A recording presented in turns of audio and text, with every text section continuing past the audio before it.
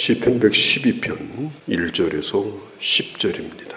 우리 1절을 보면 여호와를 경외하며 그의 계명을 크게 즐거워하는 자는 복이 있다 그랬습니다. 어떤 게 복이냐?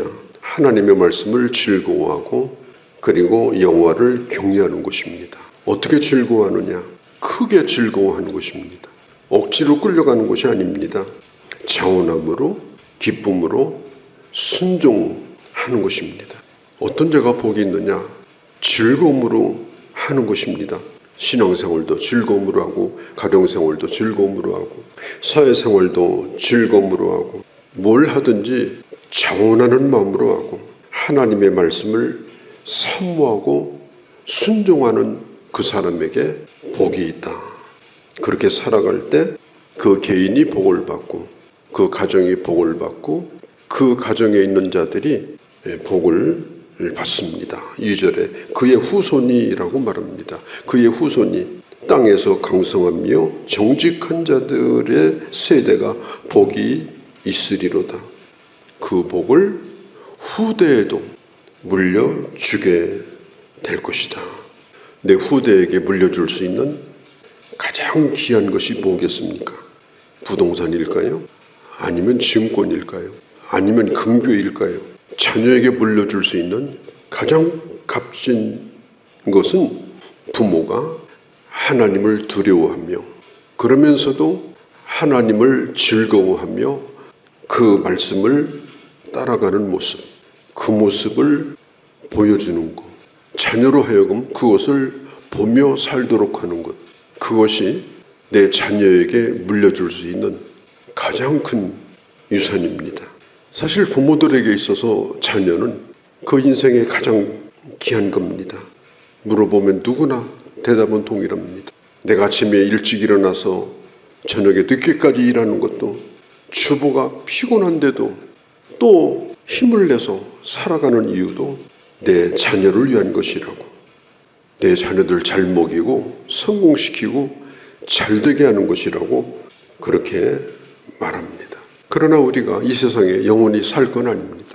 밤낮 모르고 사는 가운데 언젠가 우리도 힘들어질 때가 있고 병들 때가 있고 아무런 영향력이 없는 그런 존재처럼 될 때가 있습니다. 그럴 때 그 자녀를 누가 돌봐줍니까? 그 남아있는 자녀들이 그때도 부모 바라보며 뭘 줄까 그러며 살겠습니까? 육신을 가진 부모는 자녀들에게 해줄 수 있는 한계가 있습니다. 우선 시간적으로 한계가 있어요. 어느 순간에는 자녀에게 짐이 되는 때가 머지않아 옵니다. 그래서 우리가 항상 내가 내 자녀에게 물려줄 수 있는 정말 사라지지 않는 소중한 게 뭘까? 그걸 항상 생각하고 살아야 됩니다. 하나님을 사랑하는 것이고 하나님의 말씀을 따라가되 자원하여 기쁨으로 따라가는 것이고 또 하나님을 섬기는 그 신앙생활이 즐거운 모습으로 주님을 섬기는 모습을 어릴 때부터 장성할 때까지 변함없이 보여주는 것, 그리고 틈이 날 때마다 주님의 은혜를 나누는 것, 자녀가 받은 은혜를 부모와 나누고 부모가 받은 은혜를 자녀와 나누고 그리고 일마다 때마다 자녀를 위하여 기도하고 손을 얹고 기도하고 부부가 손을 잡고 기도하고 그런 모습을 자연스럽게 보여주면 그게 영적 자산이 됩니다. 자녀들에게. 그 복을 그 자녀가 물려받게 되는 거예요. 2절에 정직한 자들의 세대가 복이 있으리로다. 자녀들 앞에서 부모가 바르게 살아가는 모습, 그걸 보여줘야 돼요. 온 가족이 나쁜 일에 공범이 되고 다 너희를 위하는 것이다. 그리고 어떤 악을 행해도 그냥 눈 질끈 감고 그렇게 된다고 하면 말은 안 해도 저렇게 인생은 저런 식으로 사는 것이구나. 원칙 없는 그런 신앙생활의 모습을 자녀들이 자주 보게 되면 이게 혼란에 빠지게 돼요. 도대체 믿음으로 산다는 게 뭐냐? 그것을 갈피를 잡지를 못합니다. 가난한 가운데서도 세상에서 크게 성공한 것은 아니라 하더라도 물려줄 게 많지 않다 하더라도 하나님을 정직하게 섬기는 것을 내가 실천하고 그걸 자녀들에게 보여줄 때 그 후손이 복을 받습니다. 3절은 이렇게 말합니다. 부와 재물이 그의 집에 있으며 그의 공의가 영구히 서리로다. 4절에 이 시대가 아무리 어둡고 혼란하다 할지라도 분명한 방향, 분명한 원칙을 가지고 부모가 신앙생활을 하게 되면 아무리 세월이 힘들어도 자녀는 그 어둠을 뚫고 믿음의 길로 걸어갑니다. 4절에 이렇게 말하죠. 정직한 자들에게는 흑암 중에 빛이 일어나나니 그는 자비롭고 긍휼이 많으며 의로운 이로다. 아무리 밤이 캄캄해도 동편에 해가 떠오르면 여지없이 어둠이 물러나는 것처럼 하나님의 사람은 일시적으로 어둠의 때도 있습니다. 힘든 때도 있습니다. 그러나 반드시 밝은 빛과 같은 영향을 끼치는 그런 자녀로 하나님은 그 가정을 사용하신다. 그리고 5절, 6절, 7절, 8절에 보면 복을 받는 것도 참 중요하죠. 그러나 더 중요한 것이 한 가지 있습니다. 그것이 뭐냐면 잘 사용하는 겁니다. 우리가 하나님의 은혜를 받고 사는 것도 중요합니다. 그런데 그 은혜를 어떻게 사용하는가, 어떻게 그 은혜를 나누는가, 이게 아주 중요합니다. 모든 것을 다 삼켜버리고 모든 것을 다 내 뱃속에 집어넣고 절대로 베풀지 않는 삶은 그 세상에서 제일 가난한 사람이에요. 얼마나 가난하면 그러겠습니까? 얼마나 궁핍하면 그러겠습니까? 사도 바울이 에베소 교회 장로들과 마지막 이별을 합니다. 어쩌면 이제 마지막 이별 장면인데 사도행전 20장에서 그가 마지막으로 한 얘기가 뭐냐? 바울이 서신서를 10몇 권을 썼는데 유일하게 예수 그리스도의 말씀을 그대로 인용한 구절이 딱 하나입니다. 사도행전 20장에 나와 있는 주는 것이 받는 자보다 복이 있다고 주께서 말씀하셨다라고 말합니다. 그게 바울이 유언처럼 에베소 교회 장로들에게 남긴 얘기예요. 물론 받는 자도 감사한 일이죠. 그러나 주는 자는 더 감사한 일입니다. 왜? 그게 바로 내게 복이기 때문에 그렇습니다. 은혜를 베풀며 꾸어주는 자는 잘되나니 5절에 누가 잘돼요? 받은 은혜를 베푸는 겁니다. 누가 잘돼요? 받은 것을 나누어주는 것입니다.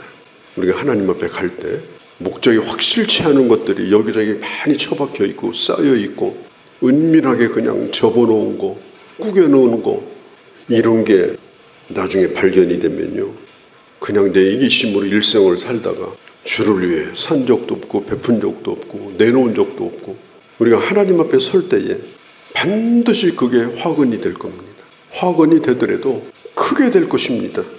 자기를 위해서 쌓아둔 거, 그리고 먹다 남겨놓고 임자도 없는 것들을 땅에다가 버리고 하나님 앞에 가면 그건 그냥 벌거벗은 채로 부끄러운 자로 주님 앞에 가는 것입니다.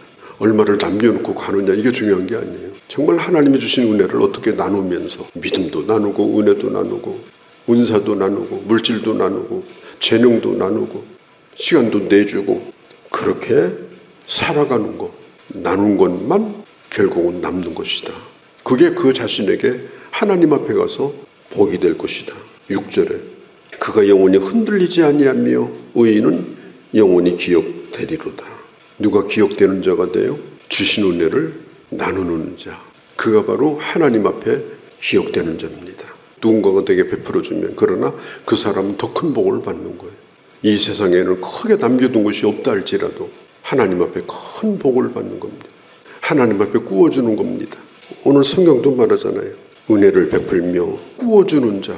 누구한테 구워줘요? 사람에게 베풀고 받을 길이 없지만 하나님 앞에 구워주는 것이기 때문에 영육간에 잘 되는 은혜를 누리게 될 거라는 거예요. 7절에 그는 흉흉한 소문을 두려워하지 아니한다고 말합니다. 우리가 살고 있는 이 세상은 흉흉한 소문이 하루도 끊일 날이 없습니다. 앞으로 대공황이 올 것이다. 앞으로 삼태제전이 일어날지 모른다. 앞으로 무슨 재난이 닥칠지 모른다. 지금 세계 곳곳에서는 전에 경험하지 못했던 그런 재난 때문에 엄청난 지금 고통을 받고 있습니다. 그러나 여호와를 경외하는 자, 그리고 즐거움으로 주의 말씀을 순종하는 자, 그리고 하나님이 주신 은혜를 나누며 살아가는 자는 그럼에도 불구하고 두려워하지 않습니다. 그것이 신앙의 신비입니다. 그게 영적인 비밀입니다. 이게 많아야 돼요. 사실 알려진 것보다 알려지지 않은 주님을 향한 헌신, 교회를 향한 헌신, 꼭 필요한 곳에 나누었던 그런 헌신들이 내게 많이 숨겨져 있어야 오늘 하나님 앞에 빈손으로 간다 할지라도 전혀 두렵지 않아요. 왜? 하나님 앞에 구워주는 삶을 살았기 때문에. 그런 삶을 사는 자가 결코 두려워하지 않는다. 우리는 나는 무엇을 지금 두려워하고 사는가 한번 살펴볼 필요가 있어요. 혹시 내게 어떤 일이 닥칠까? 무슨 일이 앞으로 내게 올까? 우리가 두려워하는 것이 뭡니까? 주님을 의뢰하고 묵묵히 말씀을 따라 살아가는 삶은 언제나 든든합니다. 오늘 주님이 부르셔서 간다더라도 아쉬움이 없는 삶입니다. 10절에 그 마음이 견고하여 두려워하지 아니할 거라. 그러나 그들의 대적자는 보응을 반드시 받는 것을 보게 될 것이다. 우리는 시편 112편 말씀을 오늘 보았는데 하나님은 우리에게 복된 길을 열어놓으셨어요. 이렇게 결심하면 돼요. 이건 좋은 말씀이 아니고 어디다 적어놓고 참 좋은 말씀이다. 그렇게 하지 마시고 이 말씀대로 따르기로 결정하는 겁니다. 이 말씀대로 살기로 결정하는 겁니다. 그렇게 하는 겁니다. 그렇게 하면 하나님께서 우리에게 영원히 남는 것들을 허락하여 주십니다. 10절 말씀, 악인은 이것을 보며 한탄하고 이를 갈며 사라지게 될 것이다. 그렇습니다. 일생토록 정말 불이 타오르듯 끓어오르는 물처럼 육신의 욕망을 가지고 죽기 살기로 그렇게 살았습니다. 죽기로 모으고 죽기로 즐기고 그렇게 살았습니다. 그러나 결국 모든 것은 다 쓰레기 더미가 될 겁니다. 다 소멸되고 말 것입니다. 육신적으로 또 영적으로 하나님 앞에 벌받고 사는 것, 그 길이 무엇인가? 112편 말씀을 보면서 시편 1편 6절 말씀도 연결이 됩니다. 이렇게 말합니다. 왜냐하면 의인의 길은 여호와께서 인정하시나 의인의 길은 여호와께서 인정하시나 악인의 길은 망하리로다. 사도행전 2장에 있는 교회를 생각해 봅니다.